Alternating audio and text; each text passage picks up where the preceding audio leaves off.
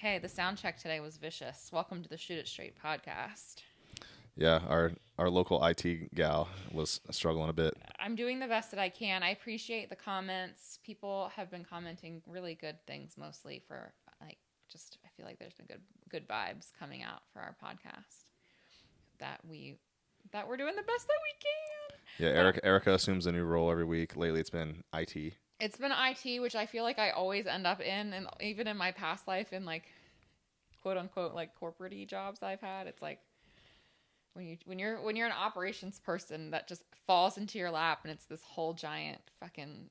I mean, IT is very complex. People out there that are in the industry that probably have like one focal job, like it's tough. I don't even try. When it's like I don't even mess with it. It is really frustrating, and I think what I am learning, and this is probably what any IT person would say, is that like every setup is different. Everybody is unique. Right. So it really is just like this computer does this internet does this speed does this.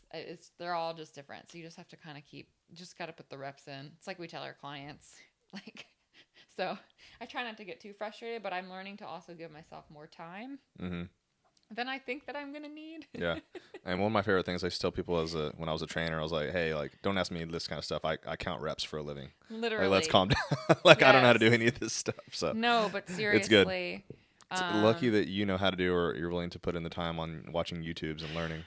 I do like learning it. It's just like once I get one thing down, then it's like it's already like moving on to the next, and I have to like relearn something else, which is like gets a little exhausting sometimes. But it is what it is. Like it's good. We made it. Right. And we have good sound, and the studio I do think sounds really good that we have here. Yeah. I know she took down the tape. That was a good idea for the podcast. I don't think anybody on the podcast. Oh yeah, maybe last week we did. No, we didn't. I only had that on for a few days. It was for our live. Yeah, for the live we had the tape up. We had some. To be determined, not to be determined. It has been determined what's going up behind us, but it's coming. It'll probably take another 2 to 3 weeks. Okay, so we'll have a few more episodes with the. Well, we're gonna paint the wall black too. So one day you guys will tune in and it'll just be a black wall behind us. A black wall. It'll look really cool in here. Yeah. So that'll be our project for the next. I need to paint before our setup gets delivered. Yeah. That's all I'll say. The joys of home ownership. We get to paint a wall when we want to. We can paint a wall, and we can do whatever color we want. And black it's gonna be, right, Bubba? Mm-hmm. Squat's tired. Very tired and very attached lately. Yeah, it only takes like one day for Squat to need a rest day. So like, or maybe more. So it's like one exercise day or one like excitement day. And then he needs like 2 to 3 rest days. Yeah, because we did a pretty long hike on Thursday. We walked like 4 miles. He walked about half of that, which is good. It was humid, warm. So that wore him out for Friday for sure. Saturday he was still kind of feeling somber. It. Yeah. It started to rain here over the weekend too. I think he kind of also like leans into that, like the rain, like just gets a little bit cuddly and canoodly. And then we had your dad's birthday party yesterday, which means that he gets all the attention and there's lots of engagement. And so then today, yeah, he's still on the come down. It's rest day now. Yeah. But no extra treats because for those out there, our dog has a dermatologist and he's on a special diet because he has skin problems. So he's on an elimination diet and all he can have is marshmallows and his food. Yes. So we're about to start introducing new foods back to him though to see what he can eat. In September, we still have to ride out the next few weeks of just his special prescription diet. But so if you have an itchy dog out there, go see a dermatologist. No, in all seriousness though, if I am going to give advice on this, it's just like we would give advice again for our clients, but it's like seek out a professional who knows what they're talking about. Because I'm sure you do, or I get Instagram ads all the time. It's like, take this gummy for your dog's itchy paws. And it's like, it's probably a little bit more complex than that. Right. That's just going to mask his symptoms. Yeah. If they're eating food every day, twice a day, that's making them itch, a little supplement or a little cream, like it's just going to mask the symptoms or just not, it's not going to counteract that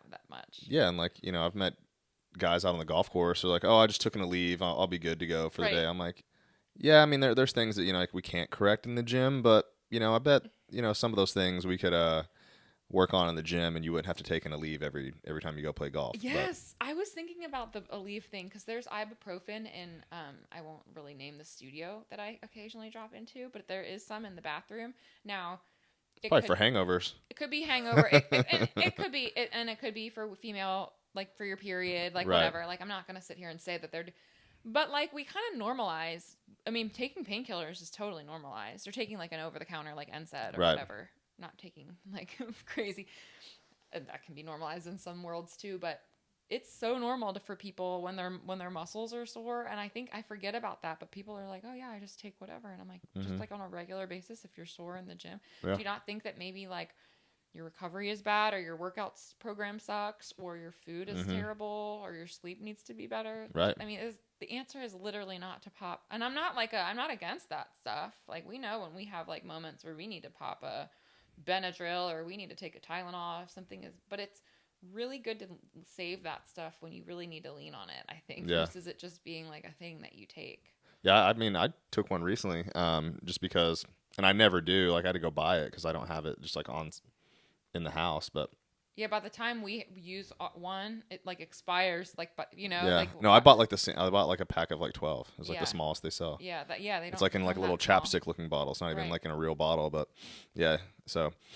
But yeah, and it was very random. I don't know what. I like woke up and I was like, why am I sore? Like all I did was play golf the day before, and like I play golf all the time, but it's just some weird. I don't know what happened. You were just full body soreness. When was this? Before I played my club championship on day 2. Oh, yeah. I mean, because I've played multiple days of golf in a row, no problem. Like it was just I don't know what happened. We were doing the most. We also had. I just got done from traveling. Yeah, so I don't know, but it was weird. But yeah, I took it. But I mean. People take them like regularly though. That's what we're talking about. Yeah, and again, this is. I mean, it's just. I even just listened to another podcast. I was talking about this doctor yesterday, but he was talking about how fever reducers even are not necessarily. It's something that we've normalized in medicine to do. If you have a fever, to like reduce the fever, and it's actually. I mean, your body is doing what it's supposed to be doing, and you actually probably shouldn't. By the way, this isn't medical advice. Yeah. I'm not giving anyone medical advice, but this is just, we think about things that are normal. I say this to my female clients a lot too, where it's like, I have a shitty period for 7 days every month, and they just deal with that for like years. And I'm like, dude, it's like been normalized that you should be suffering for 7 days a month, every month, forever. Like that isn't normal. Right. It's common, but it's not normal. Right. And I think that like, yeah, the things like muscle soreness, or like needing to drink coffee all day long, or like needing it to like survive, you know, that those are not the norms. Those are things that we should be like tuning into and checking in. And I think all of us can benefit from like sometimes self-assessing like what supplements you're taking or whatever is like, I'm like, why am I taking this right now? And like going off of it for a little bit and being like, do I notice any difference?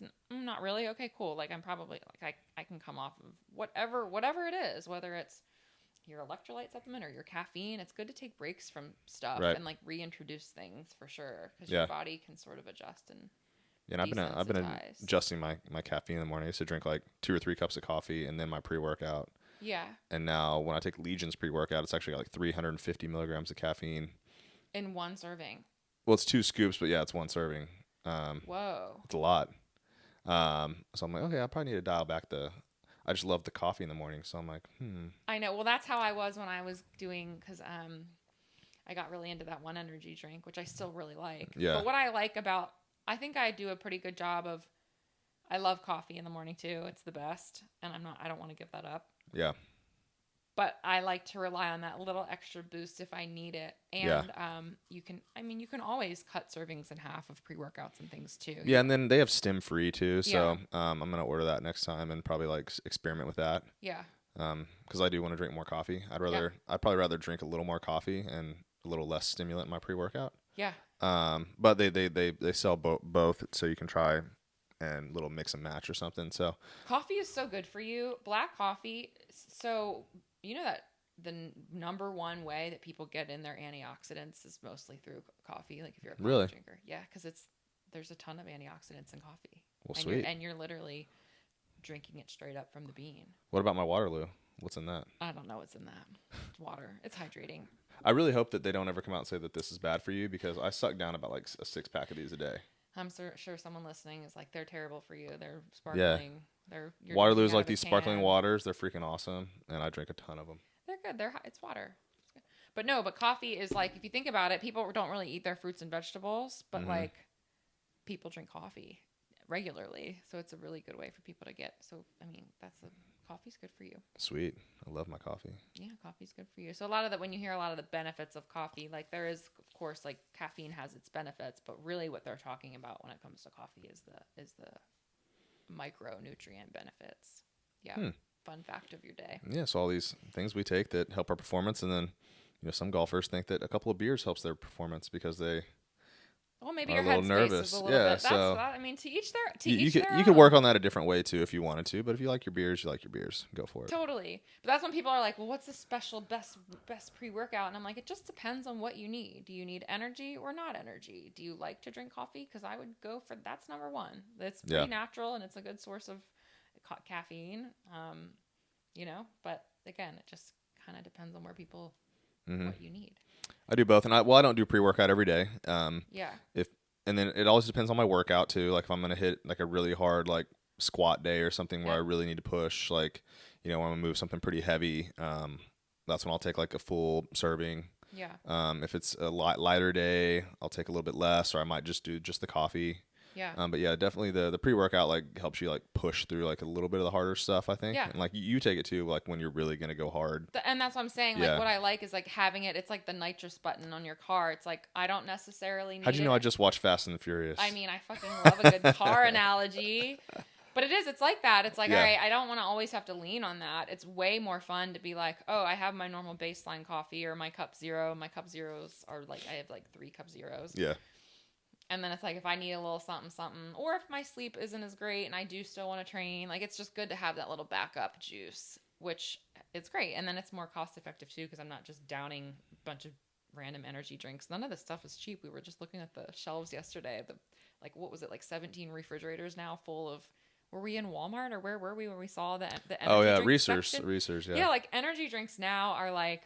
Yeah, they're not cheap. No, they're really not. We went to a place that sold just tea, all these flavored teas. That was pretty wild. And the market now on these drinks, on the beverages, it's so fascinating, and everything's like 99% water, so it's like they're making some money.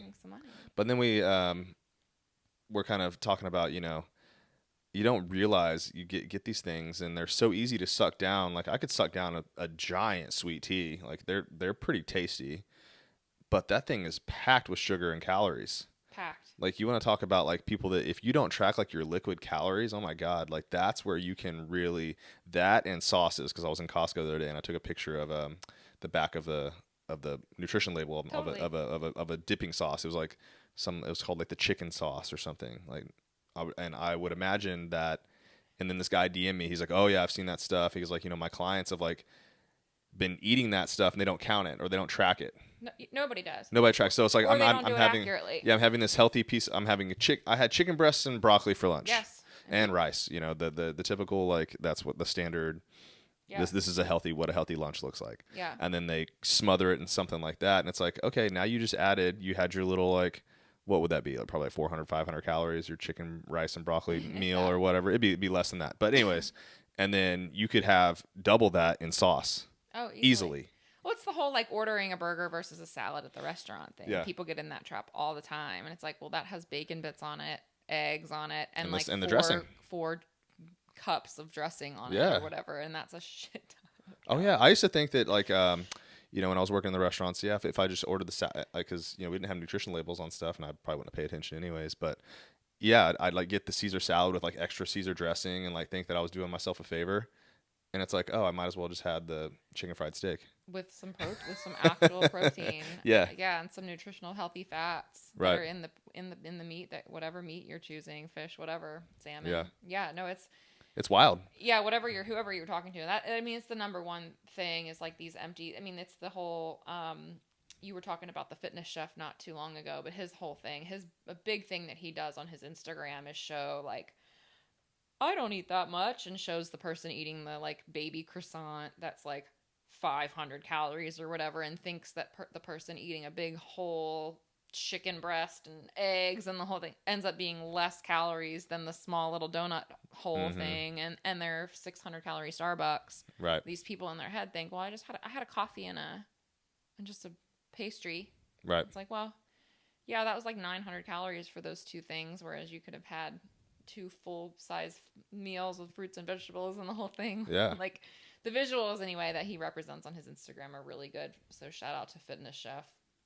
He's very popular, but he has like some of the coolest visualizations of those exact things. And that is 100% what gets people into trouble. The random little sauces that they don't think matter. Yeah. And even the ones that aren't as calorie dense, like I think, with ketchup and stuff, I try to be really cautious with how I track that, because I put a lot on. So is it a serving that I put on? Absolutely not. Yeah. I'm not putting 15 calories of ketchup on. I'm doing at least 4 or 5 servings of that. So I'm making sure that I'm accounting for that, because it adds up. Yeah. Truly. And again, it's not about being meticulous. It's just about being honest. Yeah. It's better than just saying, oh, my hormones are broken, or, Right. It's like, all right, well, just have a real life talk with yourself about what it is that you're consuming. And Right. the creamer in your coffee, big one. Oh yeah, like when I first started drinking coffee, I used to go to Quick Trip, and for those that don't know what a Quick Trip is, it's just like it's a 7-Eleven, it's a gas station. But anyways, they had a really good coffee, and they had like cappuccino machines, and like I was just getting into coffee. Like now I drink it black, but like back then I thought that was gross. Yeah. So I'd get like a large like cappuccino, and I was getting jacked up off the caffeine, like, because I feel like coffee I don't know the reasoning behind this, but I feel like coffee caffeine like hits you a little harder, or you feel it more. I don't know. Whatever the difference is, like if you drink a Red Bull versus a cup of coffee, there's a difference. I don't care who you are, what you think. If there's no science behind that, then it's the placebo effect. But and it gets me. But anyways, and I would fill up like this giant thing of a cappuccino, and I was working out hard. Like nothing else had really changed in my life. I was still like I was a drinker, but like I drank about the same all the time. Like, everything was about the same. But then I added in this coffee every morning, and all of a sudden, like I noticed, I was like, damn, I'm getting fat. Like, what is going on? It's like, oh shit, I was consuming like an extra like 400 or 500 calories of coffee every single day. A day. And not like changing it, because like I'd still eat the same breakfast with that cup of coffee. Yeah. Or with that cappuccino. Like, you don't feel it. No, totally. You don't feel those liquid calories. They go straight to your bloodstream, and like you just they don't gone. fill up your stomach. It's really just as simple as like gone. if you have 2 bowls next to each other, one has a half a chocolate bar in it. Yeah. And that's 300 calories. And then the other one's full of 300 calories worth of broccoli.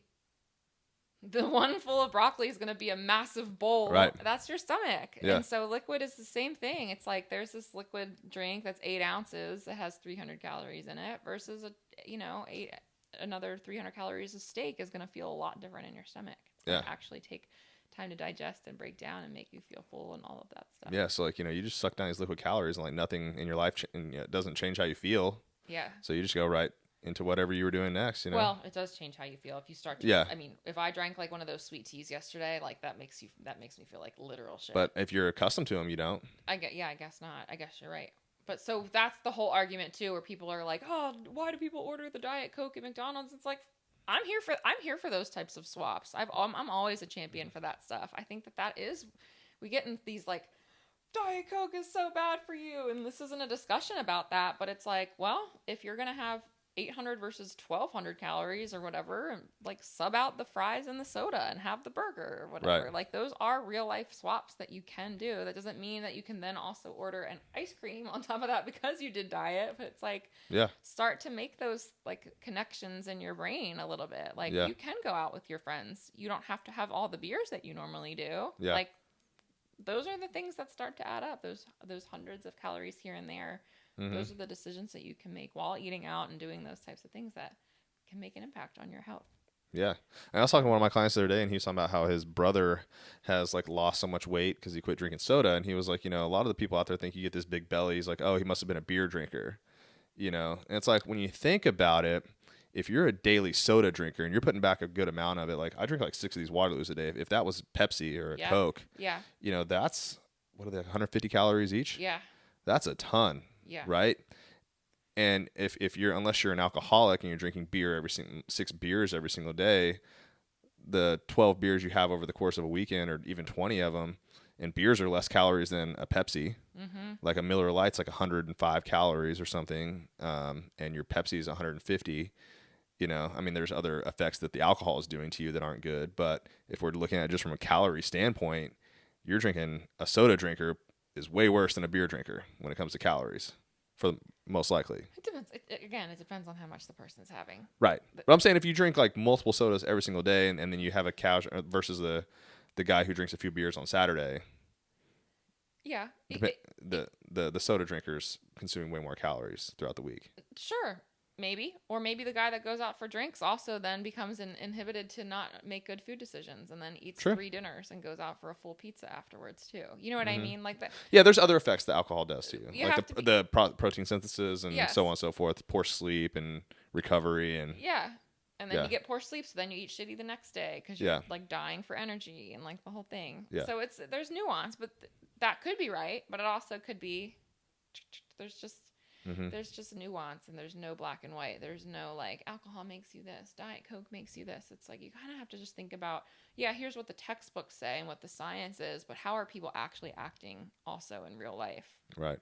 So, I mean, if somebody were to, my dad was a good example. He was a big soda drinker and then he moved over to like the LaCroix. That was when I first introduced to him back in the day. He's a Mountain Dew guy. He was a Mountain Dew guy. Which has a ton of caffeine. Even the diet ones, that's where a diet soda too can be like, you don't need to be drinking diet Mountain Dew at 6 o'clock at night, like before you're going to bed, and you've already had a lot of caffeine. Like so that was like a good swap for him to make, I think, overall. But yeah, and they are tasty. If you guys have never had a Waterloo or just there's a bunch of like there's now. So many options. I think Waterloo is the best, but I know you like Waterloo, but there's a bunch of flavor Topo options. Chico. Yeah, there's just like, because like LaCroix was it for a while, like 5 or 6 years ago, and now there's all kinds of cool, like Olipop has like those soda. Oh yeah, those are pretty tasty. Those are expensive though. Yeah, I mean, it's all relative, but yeah, there's some cool like diet, sugar-free, 0-calorie, watery. Yeah, well, when you're drinking as many of them and they help me with my cravings too. So like this, and this is like a different flavor that I've had recently. Yeah. So it's like tropical fruit and pineapple and strawberry, and like, you know, if you got like a little sweet tooth or something, and you drink one of these, like it helps. Well, and it's a good way to get your water up too for people that maybe struggle with, like, you know, sometimes people are like tap water is boring or flat water or whatever is boring. I'm like, I get that. I stand behind that. Try that. Yeah. Yeah. I like these a lot. Now I don't. Yeah, I mean they're like my day drinkers. Like this is what I drink throughout the day versus like morning. It's like coffee, pre-workout, straight up water. Yeah. You know, like I wouldn't want to drink one of these and work out. Like it does give you a little bit of the bubbles. You know, it's the bubbly. Like it's not it's not refreshing in that way. Like if you're like, you know, out there like on a like if you're going to do a sporting event or something, like I don't want to grab one of these out of the, you know, it's like a relaxing sipper. You know, it's a post-workout. Yeah. Sipper or a daily sipper. It's my daily driver. Or I just came in from doing yard work in July and August, and I'm wanting to crush something cold and sparkly. As long as it's cold, something like that. But yeah, they're good. Try Waterloo. It's my go-to. You do love the Waterloo, and I'm a Topo Chico. If you like the bubbly bubs, bubbly.com. I think you just like the glass bottle, and because you're fancy, you drink it with your pinky up. I do like to be a little fancy. She is fancy. Everything we have is fancy. No, but Topo Chico is next level. It is the best. It is elite. Then why don't you buy it out of the plastic? Because they have the plastic too. I won't. See. You have to be extra fancy. That's plastic versus can. Like you're talking. That's just like plastic tastes disgusting. Sorry. Yeah. Sorry. I don't want any kind. No, I ain't got time for that. I'm gonna choose anything other than plastic to drink out of for sure. You ain't drinking no beer out of plastic. I drink it out of a can. Do they even? Yeah, they don't do that, do they? I don't know, but ew, right? That's ew. Yeah.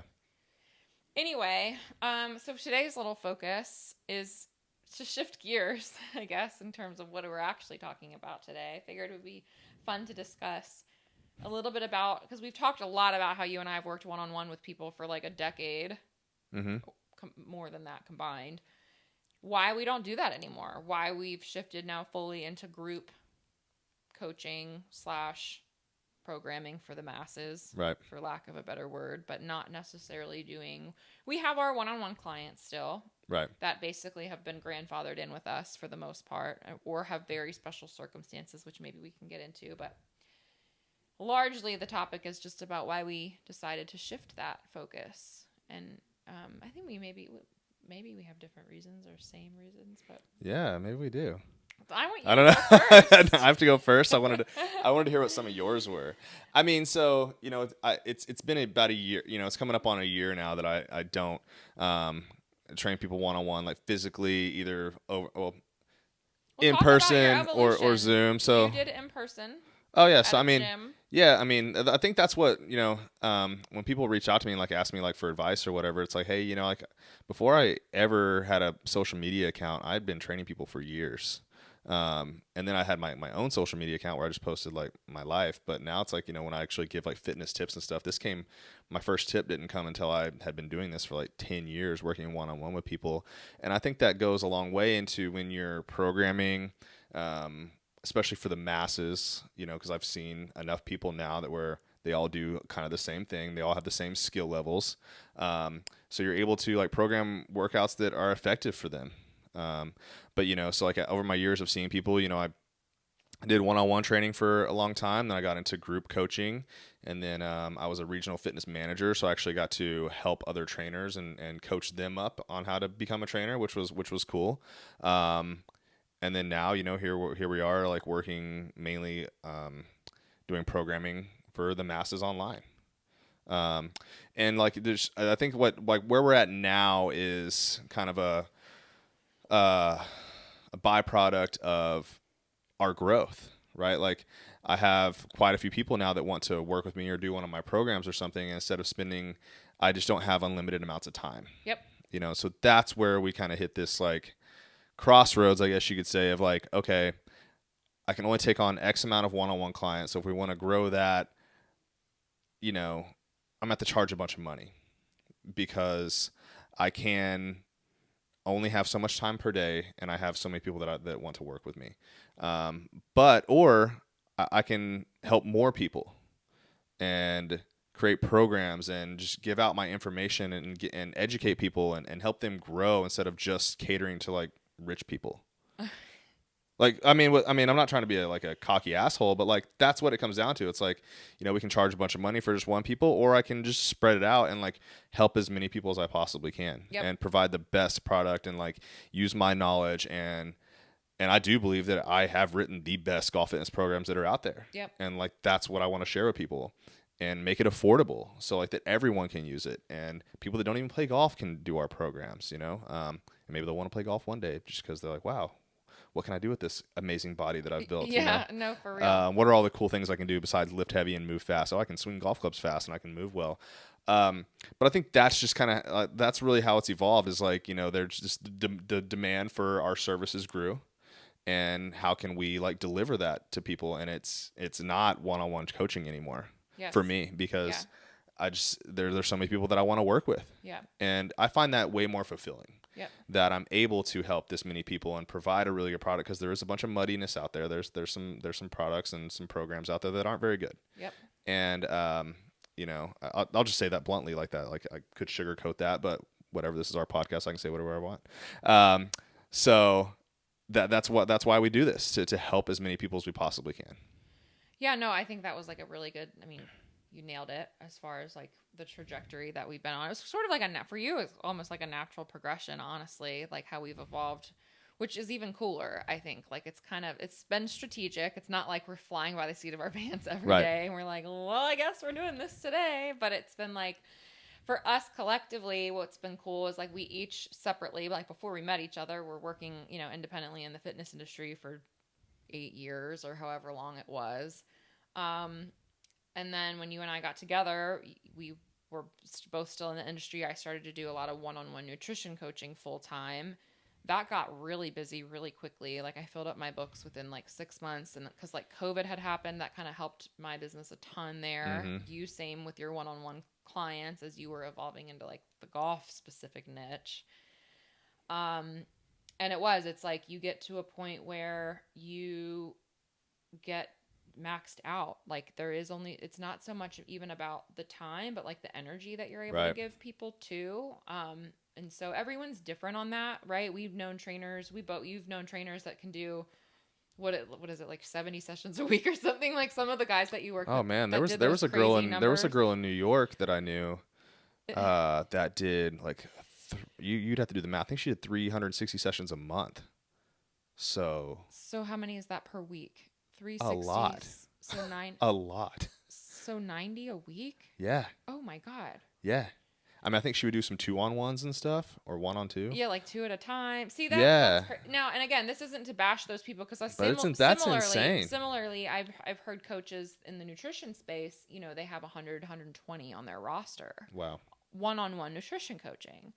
Whereas I sat like 40 was like a good max number for me. Anywhere between 36 and 40 was also when I like felt like it was full time, but like had a good, like a decent balance, but like energetically was like, this is enough. Right.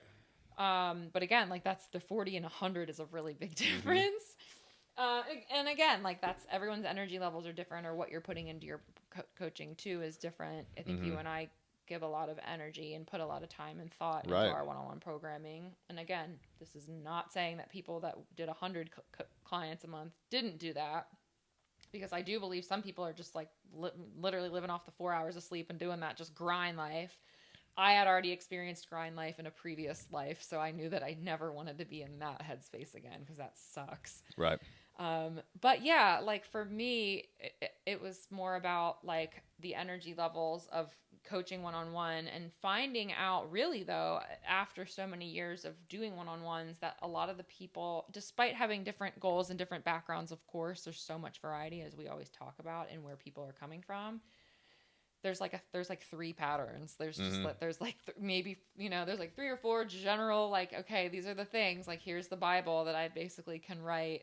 And now I just need to spread this to the masses. Right. Like, this is the best way to get the message across. Right. And you and I both have always done, I mean, Instagram is literally free. So any content that's being pushed out on that, or advice or tips and things like that, that's always been like, for me, there was never a think to like turn that into any type of monetary value. It's just like hoping that people like in the mindset of the fitness and health space can just fucking shift. Right. Like I want that for like, that's the podcast too. Like, I feel like we are hitting all of the buckets as best as we can to like spread the message. But yeah, I think it's all about evolving into definitely getting and hitting more people. But also, obviously, what's been cool is like us coming together and the work that we've been doing. And I think like our skill sets have meshed really well, and our backgrounds have meshed really well. Right. Whereas like you're really good at the programming and the fitness side of things. You've been programming for a lot of my clients. Like that naturally like was occurring over the last several years, which has been cool, and like vice versa. But now that we've both committed to like wanting to reach more people, it's almost like, what's that expression?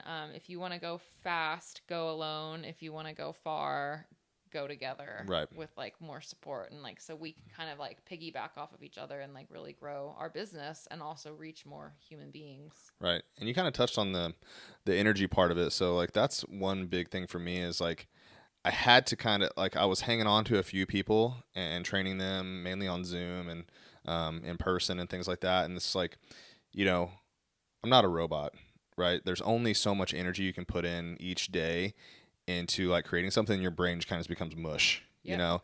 And when you're programming and you're, you know, either writing it for individual people or things like that, like you're just not as sharp, you know, like all day long, right? Like as it starts to go away. So to really put all my energy into writing programs, especially when it's for the masses, you have to really know what you're doing. Cause like you have to check all the boxes. Like I have this, like all this stuff going on in my head, like, and I got to write it all down. I'm like, okay, here's what this program needs. It's got to have, you know, the warm up's got to be hit the upper, lower. It's got to have some rotation. I've got to get the hips moving. I've got to do, you know, I've got to get the core activated. Like, you know, all these boxes you have to check. You got to be in your right mind when you're going to do that. So, you know, when you're giving away a lot of your energy each day to one-on-one sessions, it's tough to turn around and spend a lot of time making these really good programs. Yep. So that's where we kind of like decided like, hey, like we've got to, if we're going to go in on all in on the program thing, we got to go all in, and I've got to drop the clients. So that way I can put everything I have energetically into creating these programs,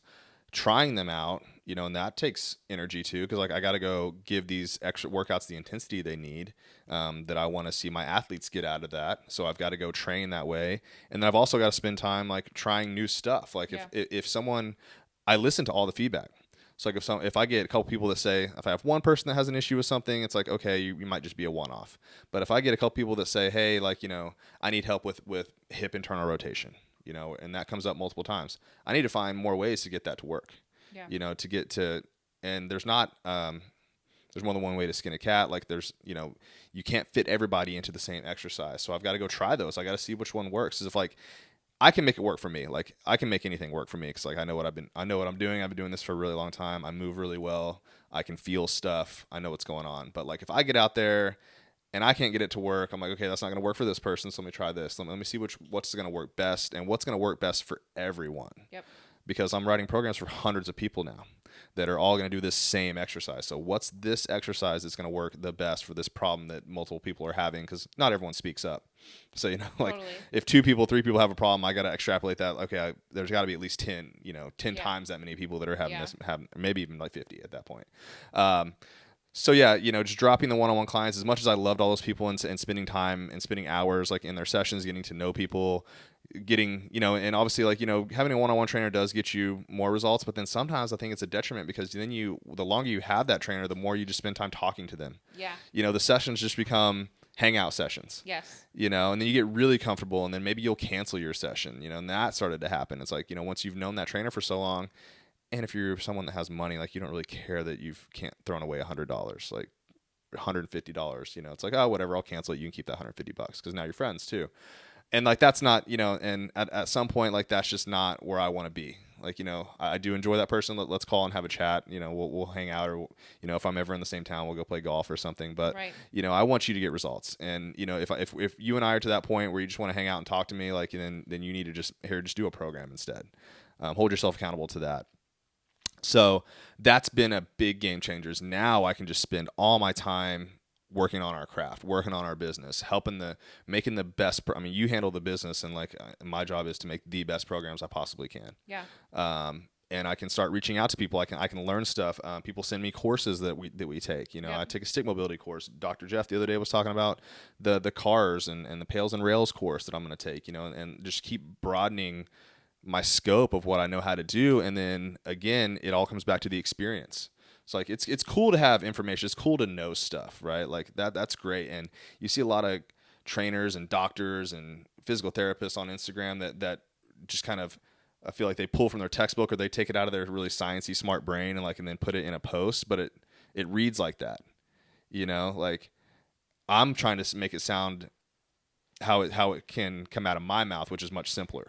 Yeah.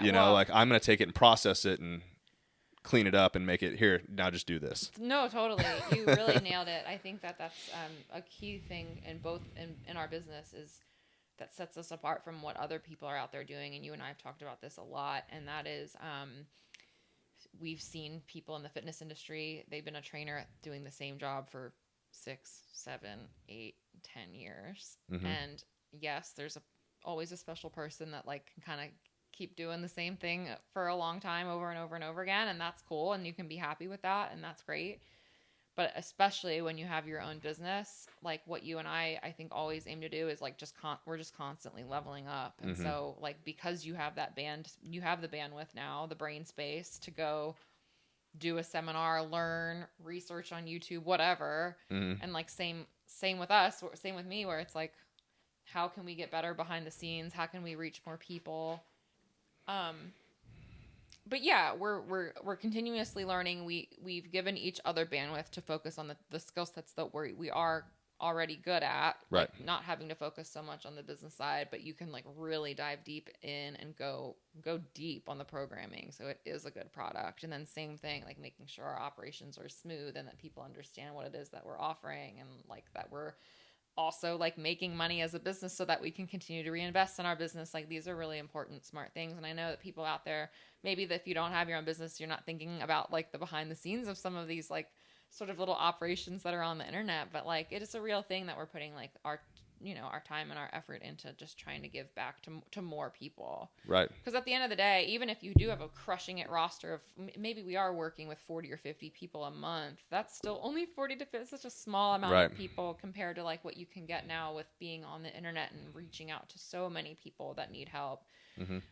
And not to mention, the reality of this industry is that not everybody gets results that you work with, no matter what. Even in a one-on-one hand-holding, expensive experience, which we've both been in, some people just aren't going to get there where you want them to be. And so that just means that there's that many more people percentage-wise that we can put the content out to, help with their programming, help with their fitness and nutrition, and get more and more people on board with getting better. Right. And I do think we have a good audience of like younger trainers or maybe not younger, but like trainers that are trying to learn the business and things like that. And it's like, it's really hard to say no to someone offering you money. Like, when someone reaches out and says, hey, I want to train with you one-on-one, I'll pay what people straight up tell you, like, I'll pay whatever, I'll pay you $10,000, whatever. They'll pay you a good amount of money. And if you're really trying to grow your business online, like we are, like you have to say no to that. Like, could I make a good living? I'm turning down at least $10,000 a month. Yeah. To train people one-on-one, at least, to grow this part of the business. And that's hard to say no to. It is. Because I could say yes, and that person would send me a freaking PayPal like in a few minutes, and we'd be good to go. Yes. But that's not where we're here, but we are committed to, and I'm finding much more enjoyment in it. Yeah. Honestly, it's like, it's so cool that, it's here, if you're a trainer, you're not in this like for the results, like you got to be in it for the results. Like you got to hear people tell you, hey, this is working for me. This helped me do this. I feel better. I'm hitting the ball farther. I have more energy. Like I sleep, so on. My overall quality of life is improving, and that's great. And now, instead of hearing that from my 20 clients that I saw one-on-one, which was a very full roster, when you get to 20, that's a full roster. Yes, unless they're only training with you once a week, which I never really had people that came to see me once a week. I always had people 2, 3, 4, 5 times a week that would come and train with me. Minimum was always like 2. But yeah, so like, it's nice that your 20 clients on your roster say you're improving their quality of life. It's really cool to hear hundreds of people tell you that the advice that you're giving them and the programs that you're writing that they're following is improving their quality of life. 100%. No, and it's only going to get bigger from here. And so to anybody, by the way, that we've trained or coached one-on-one, shout out to you, because like those are the people that we learned from over the years. Right. And we both still carry a few one-on-one clients for that reason. I think it's important to have boots on the ground. And, who knows how long we're going to do that. But I think we're both keeping our people until those people decide that they're moving on. But it's nice to have that, like those people where you're still kind of interacting, still know what it's like to coach those people and to coach people in general. And to the new trainers that are coming up and coming, though, I think the opposite side of the coin of saying no is like there's also a season in your life where you say yes. And there was a big time. There's a multiple year span when we were both in our early 20s where I was saying yes to fucking everything. Like, yep, I'll work with you. No idea what I'm doing, but like, and I had an idea. Oh, yeah. Like, you can help people, but you really don't know what you're doing. Right. And you have to say yes to the things, and you have to train at weird hours or whatever. Work with the client that you're like, oh, I've never worked with this kind of client, but I'm going to do it anyway. Yeah. Then you really do have to say yes to that. And I'm not saying go out of scope or work with someone with a crazy complicated medical issue, but you do have to work with like a vast different types of people in the population to understand, like how to coach people in real life, because like we learn so many things in our textbooks that don't necessarily translate, but you just got to get the reps in so that you can scale your own business, whatever it is that looks like for you. You got to do the one-on-one like training stuff for a minute. You got to do it for a minute. That reminded me of a funny story. So like when my very first job as personal trainer was at a Gold's Gym, and I had been working there for not very long. I only worked there for like 8 months in total before I transferred to the other one. So at most it could have been 8 months, but it was much earlier than that. It was probably my first couple of months. And you have to do these fitness orientations, right? So like a new member joins, the guy at the front desk always says, hey, you get a free session with a personal trainer. Here's what it is. It's actually a chance for you to meet a personal trainer, and they're going to try to sell you on personal training. That's what the job is. But anyways, and this guy was like, I can't remember. I was very new. I hadn't done very many of these. And the guy shows up and he's in a wheelchair. Wow. rolls in a wheelchair, and I'm a brand new trainer. I have no idea what I'm going to do with this guy. And I literally, my manager just stepped out. My fitness manager had just stepped out to for lunch. I'm texting him immediately. I'm like, Bobby, you got to come. You've got to come help me with this. I have no idea what the hell I'm going to do with this guy. And luckily, he texted me back. He goes, "Oh, was it the guy?" I think he passed him walking in. He goes, "Oh, was it the guy in the wheelchair?" And I was like, "Yes." He goes, "Okay, I'll come back in a few minutes." He's like, "Just have him." He's like, "Go ahead and ask him the questions. You have a little booklet they give you. You know, it's like ask them all their lifestyle questions, their fitness questions. So we had a conversation. You have a conversation for the first 30, 45 minutes. Then you go do an assessment or exercise demonstration or something. Then you try to sell that person personal training. But so luckily, Bobby came back in and took over, and then I just observed what he did with him. And he got the guy out of the wheelchair, had him walk around, which, I never had to do in my career as a personal trainer. I never did that. Wow. And he did. He put him up on what did he put him on? Was it on the elliptical or something? He got him up. Whoa. He got him up there on something and had him moving his legs and stuff. He wasn't completely paralyzed, but he was just in really rough shape. And I was like, I have no idea. I wouldn't even felt comfortable doing how he grabbed him. He lifted him up underneath his armpits and got his arm around him and stuff. But it's experience. Yeah. Would you do that now? Probably. I would do it now. Totally. Yeah, but back then I was like, I saw the guy roll up and I was like, "Oh, hi." I was free. I was shitting my pants. I was like, I have no idea what we're gonna do here. This. And then I went and gave the front desk guy so much shit for booking me that. I was like, dude, you can't do that to me. I'm brand new. I'm brand new. You can't do that to me. Truly, seriously, bad. That was a bad call, but he probably didn't know any better either. He was just trying to close his sale. That's what they're trying to do at gyms. They're just trying to make a sale. Yeah, no, I think that's a funny story, but yeah, that happens, and everyone is really different. You got to get in the box. And then when you break it down, after it was all said and done, his issues weren't. It was just terrifying to see the wheelchair. Right. And I'm thinking he can't walk or he can't. He just couldn't do it very well. And then you just gotta. The biggest part is learning about people, asking the conversations, asking the questions, figure out what's going on. Because then once you break it down, nothing is really that complicated, unless they're really injured and you don't know what you're doing, and you don't have the experience. But if you just really, really have a good long conversation and learn their needs and what's going on, you can figure out something for them. I could have. I could have had him do bicep curls or something. Totally. Totally. I could have helped him get onto a bench and we could have done upper body. I could have figured something out, but I just was terrified. No, yeah, you get in your head about what the right thing to do is, and really it's that guy already made his way to the gym. He already signed up. He already wants to work with a trainer. Right. He's not paralyzed from the waist down, or why the fuck would he be in the gym and not at his doctor's office working with a PT? Right. It's but you don't think about these things. You're yeah, he's already here. He just wants someone to give him some empowerment and some teach him how to orient him around the gym, show him where the stuff is. It really does always come down to, most of the time, some really basic fundamentals, which don't seem fundamental to those people though. And that's again why we're doing what we're doing is it's wild sometimes the things that we repeat over and over, but it's there's always new ears that the things that we say land on. There's always people that are new to fitness and new to their journey and whatever. So well, and just another reason why, I had to quit doing one-on-ones is because you don't realize until you're in deep in what it's like to be a one-on-one trainer is there's so much scheduling. There's so much communication back and forth, when you're going to do this, when you're going to do that, the reschedule. The scheduling and rescheduling is a huge part of the job. Yep. And that just takes up so much of your time and so much of your bandwidth that you don't realize. So coming back to that again, it's we've made this decision that, and if you're working in a big box gym, your job is to make sales. You're held to a quota too. So you got to be out there hustling. So instead of spending your time researching or learning how to do things differently, I remember when I was a personal trainer and then when I was a regional manager, my job is sales. My head guy doesn't give a shit how good of a trainer I am. He cares about the numbers at the end of the day. And so you're spending your time. I didn't buy a single book to learn how to be a better trainer. I was buying books to learn how to make more sales. Mm-hmm. It was a business. Yeah. And now I can sit back and be okay, my job right now is to create the best product I possibly can. So what do I need to learn? What can I level up again to do that? Because that's what's going to bring people in. I don't really have to worry. We don't worry about sales really. Our job now is if you put the best product out there, people are just going to buy it. That's right.